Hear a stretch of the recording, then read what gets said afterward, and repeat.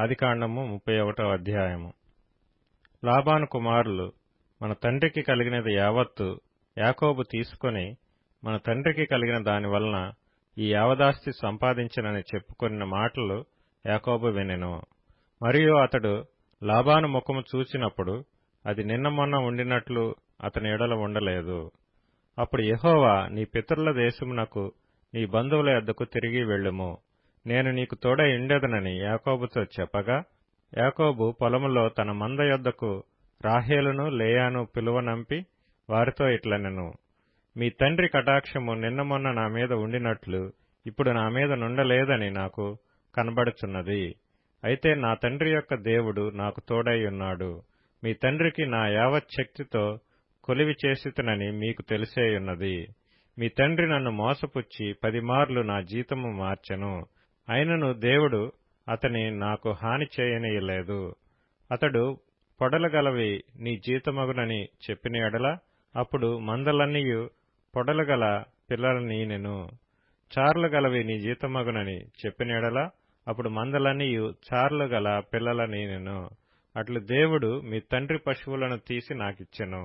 మందలు చూలుకట్టు కాలమున నేను స్వప్నమందు కన్నులెత్తి చూడగా గొర్రెలను దాటు పొట్టేళ్లు చారలైనను పొడలైనను మచ్చలైనను గలవై ఉండెను. మరియు ఆ స్వప్నమందు దేవుని దూత యాకోబు అని నన్ను పిలువగా, చిత్తము ప్రభువా అని చెప్పితిని. అప్పుడు ఆయన, నీ కన్నులెత్తి చూడుము, గొర్రెలను దాటుచున్న పొట్టేళ్లన్నీయు చారలైనను పొడలైనను మచ్చలైనను గలవి. ఏలయనగా లాబాను నీకు చేయుచున్నది యావత్తునూ చూచితిని. నీవెక్కడ స్తంభము మీద నూనె పోసితివో, ఎక్కడ నాకు మ్రొక్కుబడి చేసితివో ఆ బేతేలు దేవుడును నేనే. ఇప్పుడు నీవు లేచి ఈ దేశములో నుండి బయలుదేరి నీవు పుట్టిన దేశమునకు తిరిగి వెళ్ళుమని నాతో చెప్పెననెను. అందుకు రాహేలును లేయాయు, ఇంక మా తండ్రి ఇంట మాకు పాలు పంపులెక్కడివి? అతడు మమ్మను అన్యులుగా చూచుటలేదా? అతడు మమ్మను అమ్మివేసి మాకు రావలసిన ద్రవ్యమును బొత్తిగా తినివేసెను. దేవుడు మా తండ్రి యొద్ద నుండి తీసివేసిన ధనమంతయు మాదియు మా పిల్లలదియు నై ఉన్నది గదా. కాబట్టి దేవుడు నీతో చెప్పినట్లెల్లా చేయమని అతనికి ఉత్తరమియ్యగా, యాకోబు లేచి తన కుమారులను తన భార్యలను ఒంటెల మీద నెక్కించి కనాను దేశమునకు తన తండ్రి అయిన ఇస్సాకు నొద్దకు వెళ్ళుటకు తన పశువులన్నిటినీ తాను సంపాదించిన సంపద యావత్తును పద్దనరాములో తాను సంపాదించిన ఆస్తి యావత్తును తీసుకొని పోయెను. లాబాను తన గొర్రెల బొచ్చు కత్తిరించుటకు వెళ్లియుండగా రాహేలు తన తండ్రి ఇంటనున్న గృహదేవతలను దొంగిలెను. యాకోబు తాను పారిపోవచ్చున్నానని సిరియావాడైన లాబానుకు తెలియచేయకపోవటం వలన అతని మోసపుచ్చిన వాడాయెను. అతడు తనకు కలిగినదంతయు తీసుకొని పారిపోయెను. అతడు లేచి నది దాటి గిలాదను కొండతట్టు అభిముఖుడై వెళ్ళెను. యాకోబు పారిపోయెనని 3వ దినమున లాబానుకు తెలుపబడెను. అతడు తన బంధువులను వెంటబెట్టుకొని 7 దినముల ప్రయాణమంత దూరము అతని తరుముకొని పోయి గిలాదు కొండ మీద అతన్ని కలుసుకొనెను.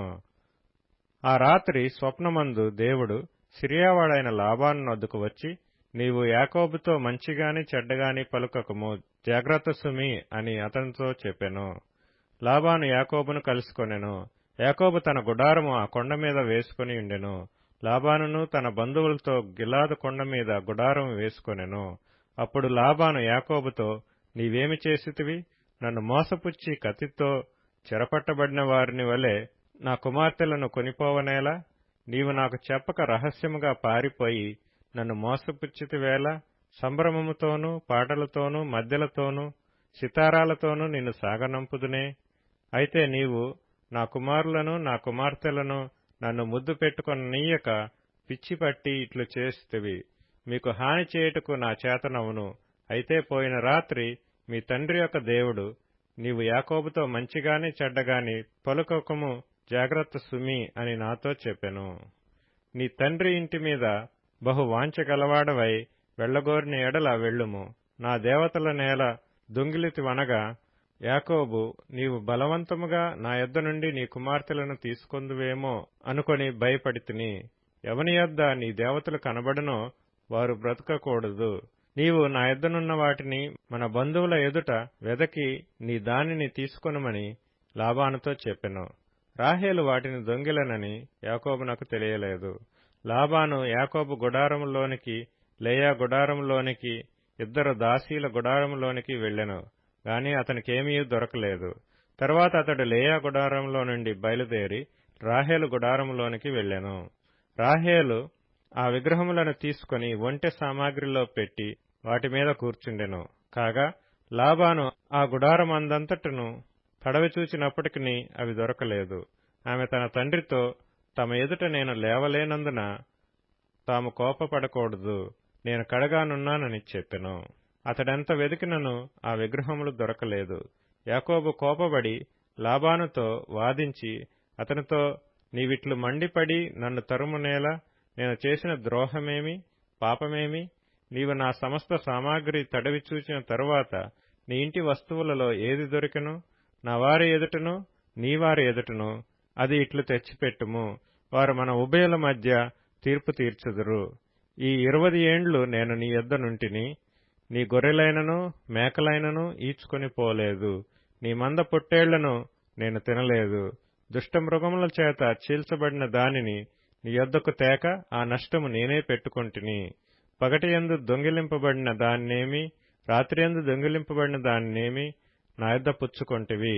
నేను ఇలాగుంటిని, పగటి ఎండకును రాత్రి మంచుకును నేను క్షీణించిపోతిని. నిద్ర నా కన్నులకు దూరమాయెను. ఇదివరకు నీ ఇంటిలో 20 ఏండ్లు ఉంటిని. నీ ఇద్దరి కుమార్తెల నిమిత్తం 14 ఏండ్లును, నీ మంద నిమిత్తము 6 ఏండ్లును నీకు కొలువు చేసితిని. అయినను నీవు నా జీతము 10 మార్లు మార్చితివి. నా తండ్రి దేవుడు, అబ్రహాము దేవుడు, ఇస్సాకు భయపడిన దేవుడు నాకు తోడై ఉండని ఎడల నిశ్చయముగా నీవు నన్ను ఒట్టి చేతులతోనే పంపివేసి ఇందువు.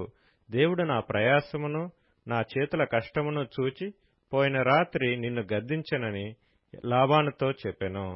అందుకు లాబాను, ఈ కుమార్తెలు నా కుమార్తెలు, ఈ కుమారులు నా కుమారులు, ఈ మంద నా మంద, నీకు కనబడుచున్నది అంతయు నాది. ఈ నా కుమార్తెలనైనను వీరు కనిన కుమారులనైనను నేడు నేనేమి చేయగలను? కావున నేనును నీవును నిబంధన చేసుకొందుము రమ్ము, అది నాకును నీకును మధ్య సాక్షిగా ఉండునని యాకోబుతో ఉత్తరమియ్యగా, యాకోబు ఒక రాయి తీసుకొని దానిని స్తంభముగా నిలువపెట్టెను. మరియు యాకోబు రాళ్లు కూర్చుడని తన బంధువులతో చెప్పెను. వారు రాళ్లు తెచ్చి కుప్ప వేసిరి. అక్కడ వారు ఆ కుప్ప యొద్ద భోజనము చేసిరి.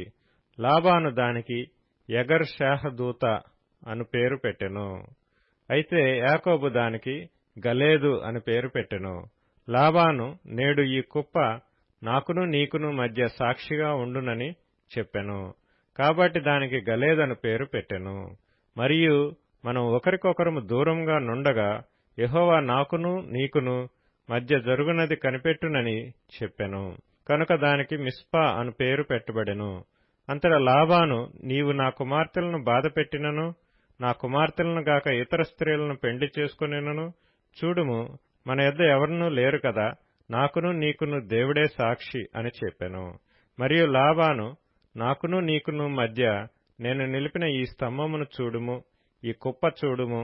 హాని చేయవలనని నేను ఈ కుప్ప దాటి నీ యొద్దకు రాకను, నీవు ఈ కుప్పను ఈ స్తంభమును దాటి నా యొద్దకు రాకను ఉండుటకు ఈ కుప్ప సాక్షి, ఈ స్తంభమును సాక్షి.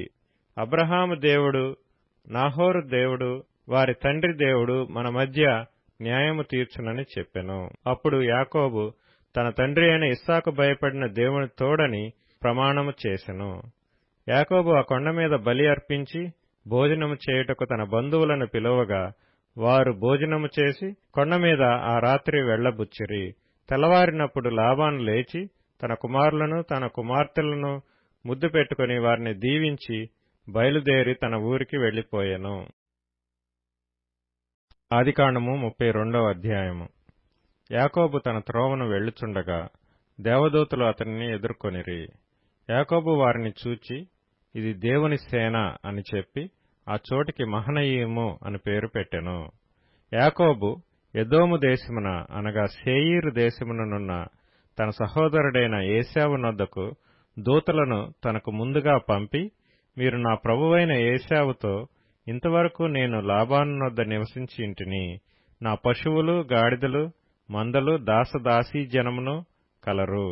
నీ కటాక్షము నా యందు కలుగునట్లుగా నా ప్రభువునకిది తెలియచేయనంపితినని నీ సేవకుడైన యాకోబు అనెనని చెప్పుడని వారికి ఆజ్ఞాపించెను. ఆ దూతలు యాకోబు నొద్దకు తిరిగి వచ్చి, మేము నీ సహోదరుడైన ఏశావు నొద్దకు వెళ్ళితిమి.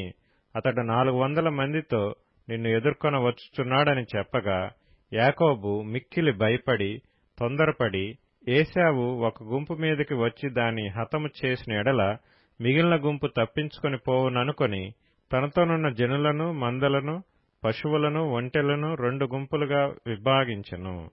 అప్పుడు యాకోబు, నా తండ్రి అయిన అబ్రాహాము దేవా, నా తండ్రి అయిన ఇస్సాకు దేవా, నీ దేశమునకు నీ బంధువుల యొద్దకు తిరిగి వెళ్ళుము, నీకు మేలు చేసేదనని నాతో చెప్పిన యెహోవా, నీవు నీ సేవకునికి చేసిన సమస్తమైన ఉపకారములకును సమస్త సత్యమునకును అపాత్రుడను. ఎట్లనగా నా చేతి కర్రతో మాత్రమే ఈ యోర్దాను దాటితిని. ఇప్పుడు నేను 2 గుంపులైతిని. నా సహోదరుడైన ఏశావు చేతి నుండి దయచేసి నన్ను తప్పించుము. అతడు వచ్చి పిల్లలతో తల్లిని నన్ను చంపునేమో అని అతనికి భయపడుచున్నాను. నేను నీకు తోడై నిశ్చయముగా మేలు చేయుచు విస్తారమగుట వలన లెక్కింపలేని సముద్రపు ఇసుక వలె నీ సంతానము విస్తరింపచేయుదునని సెలవిచ్చితివే అనెను. అతడు అక్కడ ఆ రాత్రి గడిపి తాను సంపాదించిన దానిలో తన అన్నయ్యైన ఏశావు కొరకు ఒక కానుకను, అనగా 200 మేకలను, 20 మేకపోతులను, 200 గొర్రెలను, 20 పొట్టేళ్లను, 30 పాడి ఒంటెలను, వాటి పిల్లలను, 40 ఆవులను, 10 ఆబోతులను, 20 ఆడుగాడిదలను, 10 గాడిద పిల్లలను తీసుకొని మందను వేరువేరుగా తన దాసుల చేతికి అప్పగించి, మీరు మందకు నడుమ ఎడముంచి నాకంటే ముందుగా సాగిపోండని తన దాసులతో చెప్పెను. మరియు వారిలో మొదటివానితో, నా సహోదరుడైన ఏశావు నిన్ను ఎదుర్కొని, నీవెవరివాడవు, ఎక్కడికి వెళ్ళుచున్నావు, నీ ముందరనున్నవి ఎవరివని నిన్ను అడిగిన ఎడల, నీవు, ఇవి నీ సేవకుడైన యాకోబువి, ఇది నా ప్రభువైన ఏశావు కొరకు పంపబడిన కానుక, అదిగో అతడు మా వెనుక వచ్చుచున్నాడని చెప్పుమని ఆజ్ఞాపించెను. అట్లతడు, నేను ముందుగా పంపుచున్న కానుక వలన అతని సమాధానపరిచిన తరువాత నేను అతని ముఖము చూచెదను. అప్పుడు అతడు ఒకవేళ నన్ను కటాక్షించుననుకొని, మీరు ఏశావును చూచినప్పుడు ఆ చొప్పున అతనితో చెప్పవలెననియు, మీరు, ఇదిగో నీ సేవకుడైన యాకోబు మా వెనుక వచ్చుచున్నాడని చెప్పవలెననియు 2వ వానికిని 3వ వానికిని మందల వెంబడి వెళ్లిన వారికందరికీ ఆజ్ఞాపించెను. అతడు కానుకను తనకు ముందుగా పంపించి తాను గుంపులో ఆ రాత్రి నిలచెను. ఆ రాత్రి అతడు లేచి తన 2 భార్యలను, తన 2 దాసీలను, తన 11 మంది పిల్లలను తీసుకొని యబ్బోకు రేవు దాటిపోయెను. యాకోబు వారిని తీసుకొని ఆ ఏరు దాటించి తనకు కలిగినదంతయు పంపివేశెను. యాకోబు ఒక్కడు మిగిలిపోయెను. ఒక నరుడు తెల్లవారు వరకు అతనితో పెనుగులాడెను. తాను అతని గెలవకుండుట చూచి తొడగూటి మీద అతనిని కొట్టెను. అప్పుడతడు ఆయనతో పెనుగులాడుట వలన యాకోబు తొడగూడు వసిలెను. ఆయన తెల్లవారుచున్నది గనుక నన్ను పోనిమ్మనగా, అతడు, నీవు నన్ను ఆశీర్వదించితేనే గాని నిన్ను పోనీయననెను. ఆయన, నీ పేరేమని అడుగగా అతడు యాకోబు అని చెప్పెను. అప్పుడు ఆయన, నీవు దేవునితోనూ మనుషులతోనూ పోరాడి గెలిచితివి గనుక ఇక మీదట నీ పేరు ఇశ్రాయేలే గాని యాకోబు అనబడదని చెప్పెను. అప్పుడు యాకోబు, నీ పేరు దయచేసి తెలుపుమనెను. అందుకాయన, నీవు ఎందు నిమిత్తం నా పేరు అడిగితివని చెప్పి అక్కడ అతనిని ఆశీర్వదించెను. యాకోబు, నేను ముఖాముఖిగా దేవుని చూచితిని, అయినను నా ప్రాణము దక్కినదని ఆ స్థలమునకు పెనూయేలు అను పేరు పెట్టెను. అతడు పెనూయేలు నుండి సాగిపోయినప్పుడు సూర్యోదయమాయెను. అప్పుడతడు తొడ కుంటుచూ నడిచెను. అందుచేత ఆయన యాకోబు తొడగూటి మీద తుంటి నరము కొట్టినందున నేటి వరకు ఇశ్రాయేలీయులు తొడగూటి మీదనున్న తుంటి నరము తినరు. ఆదికాండము 33వ అధ్యాయము. యాకోబు కన్నులెత్తి చూచినప్పుడు ఏశావును అతనితో 400 మంది మనుష్యులను వచ్చుచుండిరి. అప్పుడు అతడు తన పిల్లలను లేయా రాహేలులకును 2 దాసీలకును పంచి అప్పగించెను. అతడు ముందర దాసీలను వారి పిల్లలను, వారి వెనుక లేయాను ఆమె పిల్లలను, ఆ వెనుక రాహేలును ఏసేపును ఉంచి, తాను వారి ముందర వెళ్ళుచు తన సహోదరుని సమీపించు వరకు 7 మార్లు నేలను సాగిలపడెను. అప్పుడు ఏశావు అతనిని ఎదుర్కొన పరిగెత్తి అతనిని కౌగలించుకుని అతని మెడమీద పడి ముద్దు పెట్టుకొనెను. వారిద్దరూ కన్నీరు విడిచిరి. ఏశావు కన్నులెత్తి ఆ స్త్రీలను పిల్లలను చూచి, వీరు నీకేమి కావాలనని అడిగినందుకు అతడు, వీరు దేవుడు నీ సేవకునికి దయచేసిన పిల్లలే అని చెప్పెను. అప్పుడు ఆ దాసీలను వారి పిల్లలను దగ్గరకు వచ్చి సాగిలపడిరి. లేయాయు ఆమె పిల్లలను దగ్గరకు వచ్చి సాగిలపడిరి. ఆ తరువాత ఏసేపును రాహేలును దగ్గరకు వచ్చి సాగిలపడిరి. ఏశావు, నాకు ఎదురుగా వచ్చిన ఆ గుంపంతయు ఎందుకని అడుగగా అతడు, నా ప్రభువు కటాక్షము నా మీద వచ్చుటకే అని చెప్పెను. అప్పుడు ఏశావు, సహోదరుడా, నాకు కావలసినంత ఉన్నది, నీది నీవే ఉంచుకొమ్మని చెప్పెను. అప్పుడు యాకోబు, అట్లు కాదు, నీ కటాక్షము నా మీద నున్న ఎడల చిత్తగించి నా చేత ఈ కానుక పుచ్చుకొనుము. దేవుని ముఖము చూచినట్లు నీ ముఖము చూచితిని. నీ కటాక్షము నా మీద వచ్చినది గదా, నేను నీ యొద్దకు తెచ్చిన కానుకను చిత్తగించి పుచ్చుకొనుము. దేవుడు నన్ను కనికరించెను, మరియు నాకు కావలసినంత ఉన్నదని చెప్పి అతని బలవంతము చేసెను. గనుక అతడు దాని పుచ్చుకొని, మనం వెళ్ళుదము, నేను నీకు ముందుగా సాగిపోవుదునని చెప్పగా, అతడు, నా యొద్దనున్న పిల్లలు పసిపిల్లలనియు గొర్రెలు మేకలు పశువులు పాలిచ్చునవి అనియు నా ప్రభువుకు తెలియను. ఒక్క దినమే వాటిని వడిగా తోలిన ఎడల ఈ మంద అంతయు చచ్చును. నా ప్రభువు దయచేసి తన దాసునికి ముందుగా వెళ్లవలెను. నేను నా ప్రభువునద్దకు శేయీరునకు వచ్చు వరకు నా ముందరనున్న మందలు నడవగలిగిన కొలదిని, ఈ పిల్లలు నడవగలిగిన కొలదిని వాటిని మెల్లగా నడిపించుకుని వచ్చేదనని అతనితో చెప్పెను.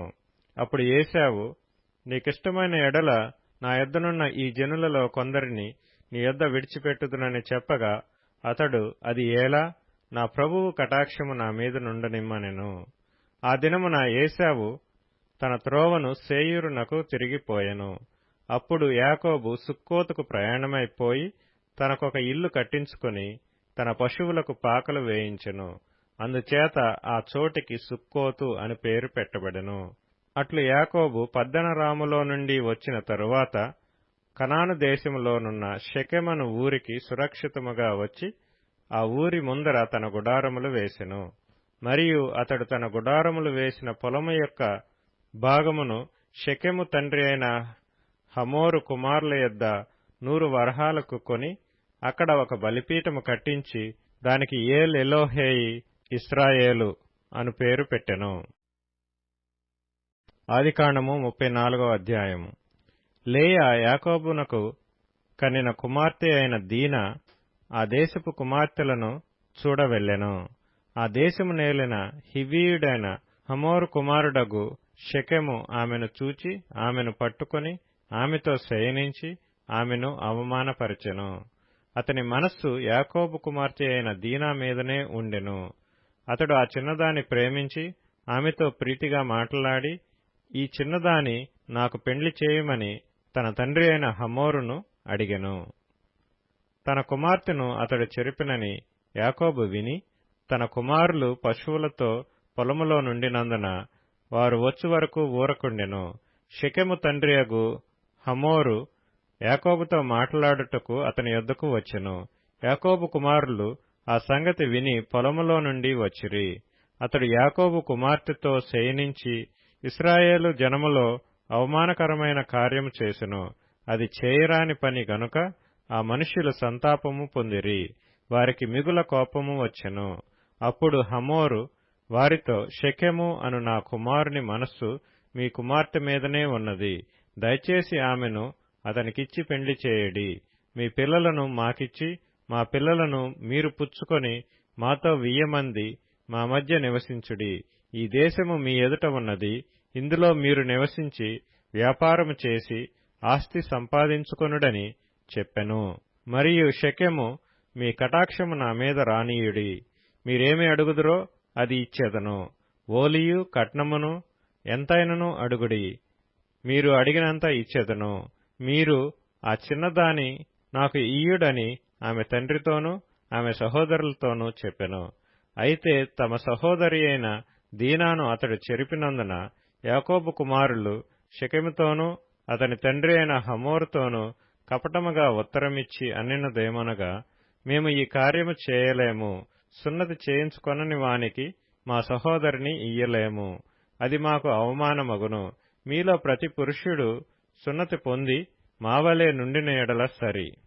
ఆ పక్షమందు మీ మాటకు ఒప్పుకొని మా పిల్లలను మీకిచ్చి మీ పిల్లలను మేము పుచ్చుకొని మీ మధ్య నివసించెదము. అప్పుడు మనము ఏకజనమగుదుము. మీరు మా మాట విని సున్నతి పొందని ఎడల మా పిల్లను తీసుకొని పోవుదుమని చెప్పగా, వారి మాటలు హమోరుకును హమోరు కుమారుడైన షెకెముకును ఇష్టముగా నుండెను. ఆ చిన్నవాడు యాకోబు కుమార్తె యందు ప్రీతి గలవాడు గనుక అతడు ఆ కార్యము చేయుటకు తడువు చేయలేదు. అతడు తన తండ్రి ఇంటి వారందరిలో ఘనుడు. హమోరును అతని కుమారుడైన షెకెమును తమ ఊరి గవిని యొద్దకు వచ్చి తమ ఊరి జనులతో మాట్లాడుచు, ఈ మనుష్యులు మనతో సమాధానముగానున్నారు గనుక వారిని ఈ దేశమందు ఉండనిచ్చి ఇందులో వ్యాపారము చేయనీయుడి. ఈ భూమి వారికి చాలినంత విశాలమై ఉన్నది కదా, మనము వారి పిల్లలను పెండ్లి చేసుకొని మన పిల్లలను వారికి ఇత్తము. అయితే ఒకటి, ఆ మనుష్యులు సున్నతి పొందునట్లు మనలో ప్రతి పురుషుడు సున్నతి పొందిన ఎడలనే మన మాటకు వారు ఒప్పుకొని మనలో నివసించి ఏకజనముగా నుందురు. వారి మందలు, వారి ఆస్తి, వారి పశువులన్నీయు మనవగును కదా. ఎట్లైనను మనము వారి మాటకు ఒప్పుకొందము. అప్పుడు వారు మనలో నివసించెదరనగా, హమోరును అతని కుమారుడగు షెకెమును చెప్పిన మాట అతని ఊరి గవిని ద్వారా వెళ్ళు వారందరూ వినిరి. అప్పుడు అతని ఊరి గవిని ద్వారా వెళ్ళు వారందరిలో ప్రతి పురుషుడు సున్నతి పొందెను. మూడవ దినమున వారు బాధపడుచుండగా యాకోబు కుమారులలోనిద్దరు, అనగా దీనా సహోదరులైన షిమ్యోనును లేవీయు తమ కత్తులు చేతపట్టుకొని ఎవరికీ తెలియకుండా ఆ ఊరి మీద పడి ప్రతి పురుషుని చంపిరి. వారు హమోరును అతని కుమారుడైన షెకెమును కత్తివాత చంపి షెకెము ఇంట నుండి దీనాను తీసుకొని వెళ్లిపోయిరి. తమ సహోదరిని చెరిపినందున యాకోబు కుమారులు చంపబడిన వారు ఉన్న చోటికి వచ్చి ఆ ఊరు దోచుకొని వారి గొర్రెలను, పశువులను, గాడిదలను, ఊరిలోనిదేమి పొలములోనిదేమి వారి ధనము యావత్తును తీసుకొని వారి పిల్లలనందరినీ వారి స్త్రీలను చెరపట్టి ఇండ్లలోనున్నదంతయు దోచుకొనిరి. అప్పుడు యాకోబు షిమ్యోనును లేవీని చూచి, మీరు నన్ను బాధపెట్టి ఈ దేశ నివాసులైన కనానీయులలోను పెరిజ్జీయులలోను అసహ్యునిగా చేసితిరి. నా జనసంఖ్య కొంచెమే. వారు నా మీదికి గుంపుగా వచ్చి నన్ను చంపెదరు. నేనును నా ఇంటివారును నాశనమగుదుమని చెప్పెను. అందుకు వారు, వేశ్య ఎడల జరిగించినట్లు మా సహోదరి ఎడల ప్రవర్తింపవచ్చునా అనిరి. ఆదికాండము 35వ అధ్యాయము. దేవుడు యాకోబుతో, నీవు లేచి బేతేలునకు వెళ్లి అక్కడ నివసించి నీ సహోదరుడైన ఏశావు ఎదుట నుండి నీవు పారిపోయినప్పుడు నీకు కనబడిన దేవునికి అక్కడ బలిపీఠమును కట్టుమని చెప్పగా, యాకోబు తన ఇంటి వారితోనూ తన యొద్దనున్న వారందరితోనూ మీ యొద్దనున్న అన్యదేవతలను పారవేసి